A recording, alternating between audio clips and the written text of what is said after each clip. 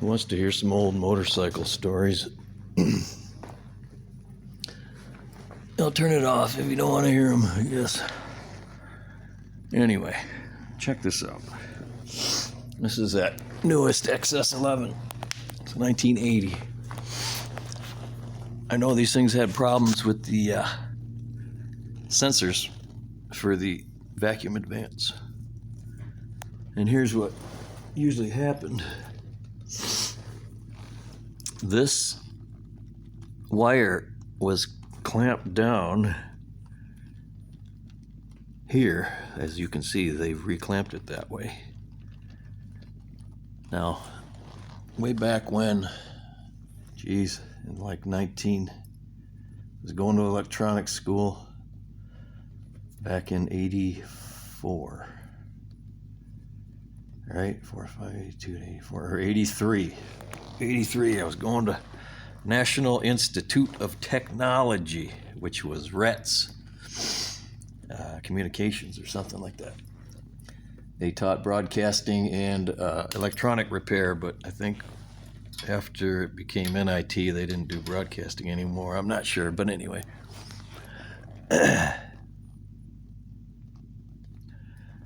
I forgot what my point was anyway.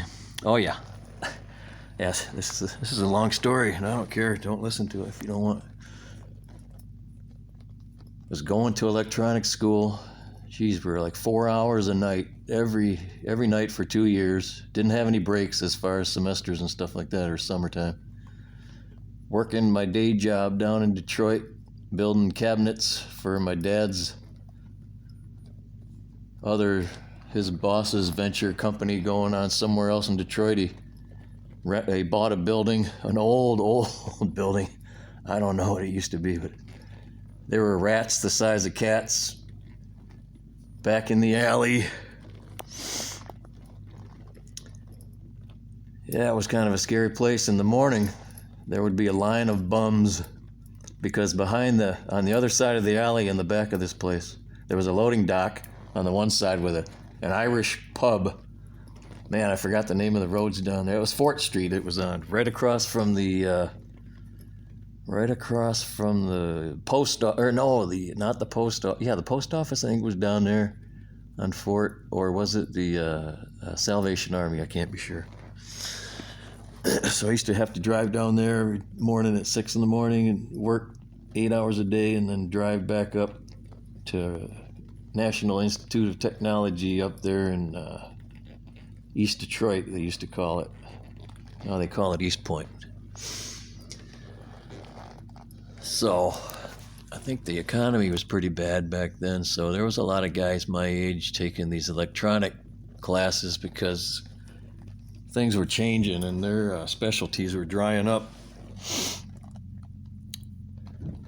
So I got to know a couple people that liked motorcycles also, and I used to have a 650 twin, a Yamaha 650 twin. I think it was I don't think it was XS. I did have an XS, but that one in particular was something else. I think that was the XS, the blue one, yeah. I had the one before that too, the TX with a 12-inch extension on the front. And somebody bored it out to 750 cc. And he said it would spin the clutch, that the clutch and the springs it had too much power. But anyway, I bought it because this thing was cool. It had TT pipes, one pipe on each side. I don't think they were interconnected at all. They were just straight pipes. That thing was so freaking loud. But anyway, I digress. That's a whole different, that was before this. So there was a couple of guys, Roger and Weird Al Yankovic, I forgot his freaking name, funnier than shit.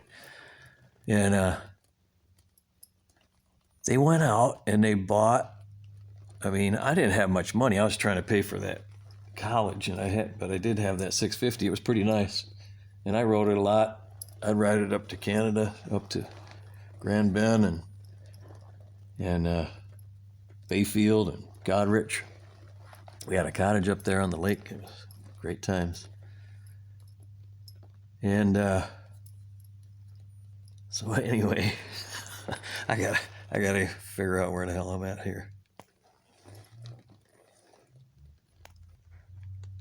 Oh yeah, I remember. So Roger and Weird Al, they come riding in. I used to ride my bike to school when it was nice out. And these guys come riding up on Roger's got a CBX 1000, brand new, but a couple years old. It's been sitting at the dealer.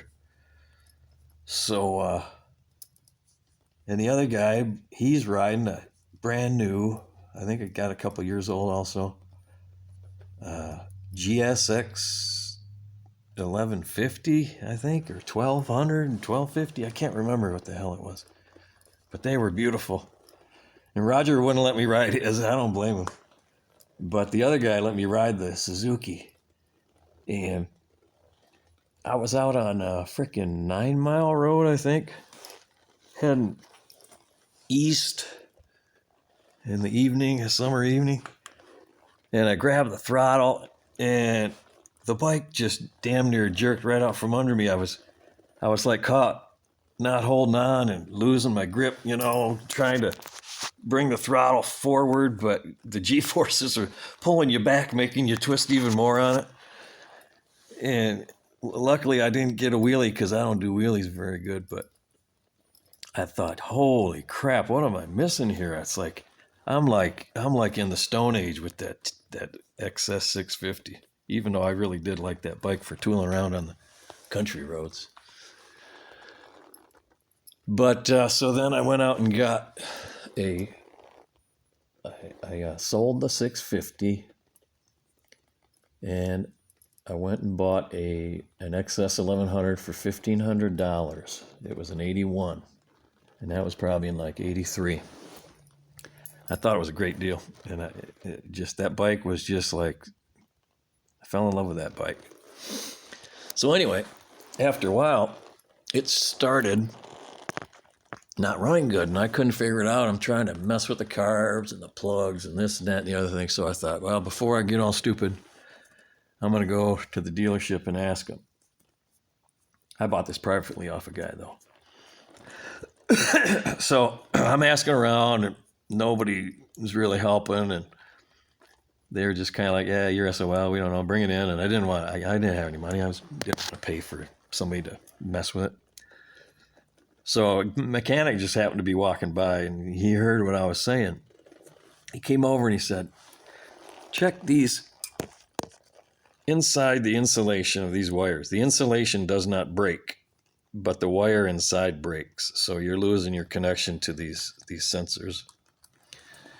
So I did that, and sure enough, the wires were broken inside, and you couldn't tell because the insulation was just fine.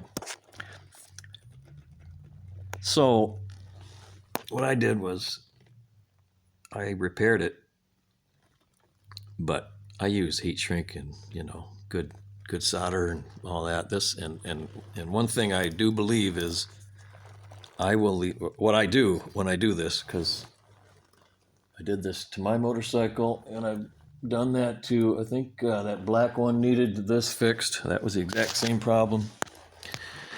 The special. And it looks obvious that somebody figured this one out.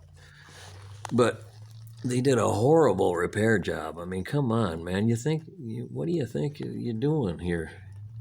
I don't know. Sometimes the things that seem so obvious, people just F it all up and call it good. But anyway, as I was saying, I think that because this wire was bending right at this point where it's crimped down, and it's crimped down pretty hard. It doesn't move. I'm not doing good camera. So what I do is I just leave this off so that the flex runs along the whole length of the wire, not just fixed at this point all right here. This is where it's rocking back and forth at a real sharp angle when this thing advances. As the RPMs go up, the vacuum sucks up that linkage there and rotates this whole thing counterclockwise from this view. So that's what I'm going to do. I'm going to redo this, and I'm going to loosen this up, just let that sit there and let the wire kind of rest down there when I'm all done. But I'm going to use heat shrink and Well, good electrical method type shit. So that's that. That's my little story for now.